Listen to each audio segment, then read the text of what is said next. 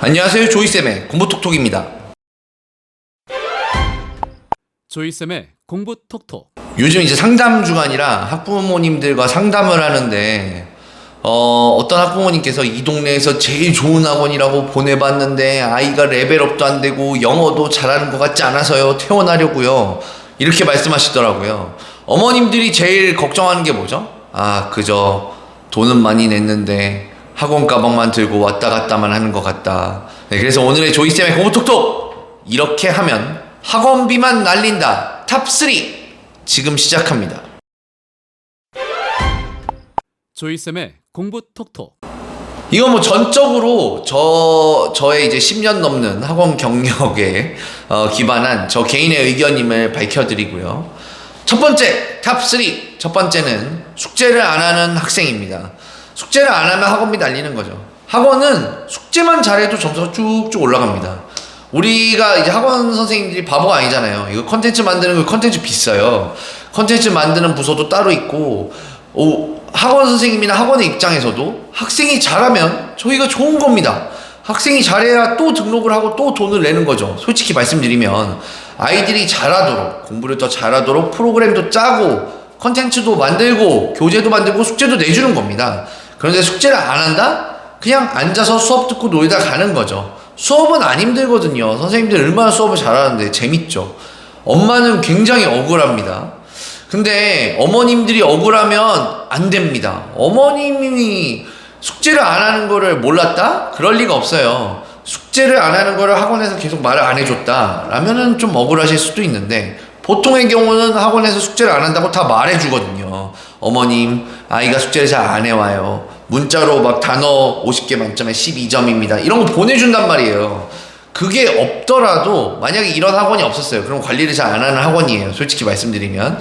그런데 그게 없더라도 학원비 낼 때마다 상담하지 않습니까? 학원비 낼 때는 학원에 가든가 아니면 뭘 하잖아요. 어머님이 학원비를 안 내고 계시면 전화도 올 텐데 학원비 내달라고. 그러면 어떻게, 어머님 학원비 내주세요 하고 전화 끊지 않잖아요. 학생이 어떻게 하는지 알려준단 말이죠.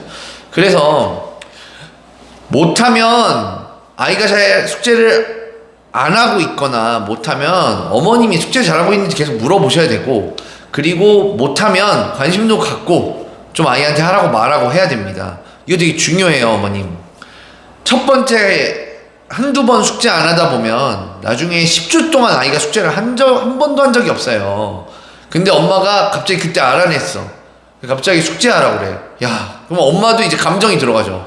10주 동안 애가 학원비를 날렸다는 생각이 들거든. 그러니까 야, 너 이거 학원비 얼마인 줄 알아? 10주 동안 안 해? 너 진짜 너 양심이 있어? 막 이렇게 해버리면 애도 짜증나죠. 게다가 10번을 안 했잖아. 10번을 안 했는데 마지막 2번, 3번, 4번 숙제하기 힘들어요. 하던 놈들이 하지. 짜증나고. 그러니까 학원을 보내고 나서 초반에 아이가 1살이라도 어릴 때 숙제에 대한 습관을 잘 잡아놔야 됩니다. 자꾸 허용해주지 마시고 가능하면 숙제만큼은 꼭 하고 학원에 갈 수 있게, 엉터리로라도 하고 갈 수 있게. 엉터리로 하면 좀 곤란하겠지만요. 조이쌤의 공부 톡톡. 두 번째는 준비성이 부족한 학생입니다. 제가 가장 싫어하는 학생입니다. 근데 좀 이해는 하는데 되게 싫어해요. 개강을 했는데 아이가 책이 없어요. 3주가 지났는데 책을 아직도 안 샀어. 그러다 보니까 숙제가 뭔지를 맨날 몰라. 그리고 어렵게 3주 만에 책을 샀는데 아이가 집에 갔는데 책을 놓고 갔어. 그리고 숙제를, 그래서 뭐 엄마한테 전화하고 해가지고 엄마가 아이고 선생님 제가 찾으러 갈게요 해서 어머님이 책을 가져갔어요. 숙제를 집에서 했어. 그런데 다음 주에 애를 만났는데 집에 놓고 왔대요, 책을. 그리고 다른 책 갖고 오고, 오늘 리딩 시간인데 리스닝 책 가지고 오고, 오늘 영어학원 와 있는데 수학학원 가방 가져와서 수학학원 책 꺼내고 있고, 내신 수업하려고 하는데 학교에서 주는 프린트 한 장도 없고, 학원 쉬는 날인데 학원 와 있고, 학원에 여는 날인데 학원 안 오고, 첫날 다 강의 계획서를 주거든요. 선생님들이 첫 주엔 뭐하고 두 번째 주엔 뭐하고. 이거 보통은 준단 말이죠. 이거 안 주는 학원도 좀 있긴 한데, 그거는 또 아까처럼 좀 약간 관리가 안 되는 학원이고, 그리고 또 문자도 보내주지 않나요? 이번 주에 뭐 한다. 이번 주에는 학원이 쉰다. 다음 주에는 학원이 연다.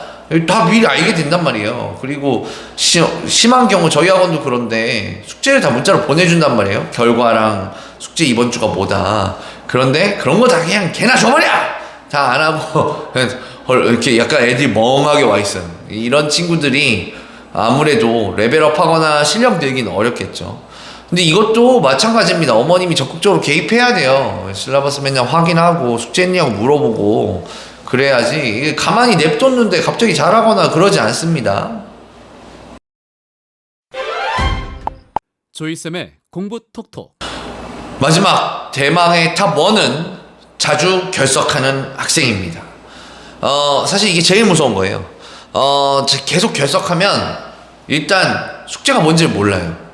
들어왔는데 숙제가 뭔지도 모르고 이런 경우도 있죠. 집에서 한 주 걸러 한 주씩 결석을 시켜요. 한 주 걸러 한 주씩. 이게 되게 골 때리는 건데 가족 여행 한 주 가요. 그 다음 주 출석.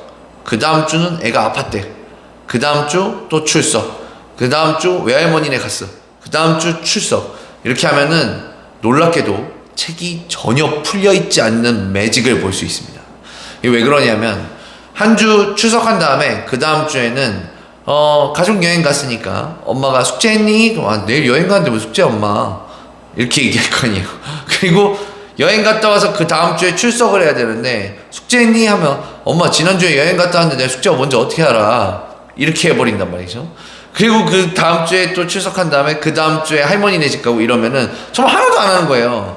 근데 이럴 경우 실라버스나 학원에 연락을 하셔서 저희가 이번에 빠지는데 보강이 되냐, 혹은 아이가 갈 수는 없지만 어느 부분을 숙제로 해가면 좋겠냐, 이런 걸 물어보셔야 됩니다. 이런 걸 물어보셔서 아이가 결석을 했어도 나름대로 혼자 할 수 있는 데까지 공부를 해서 숙제를 해서 갈 수 있게 해주시면 아이가 완전히 망가지지 않도록 해주겠죠.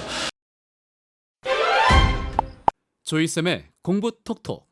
얼마 전에 어떤 학생이 있었냐면 기말고사가 끝나고 여름방학 동안 기말고사 끝나고 동시에 얘가 안 왔어요. 아예 그냥 여름방학 통으로 다 쉬었단 말이에요. 거의 한 달을 쉰 거죠.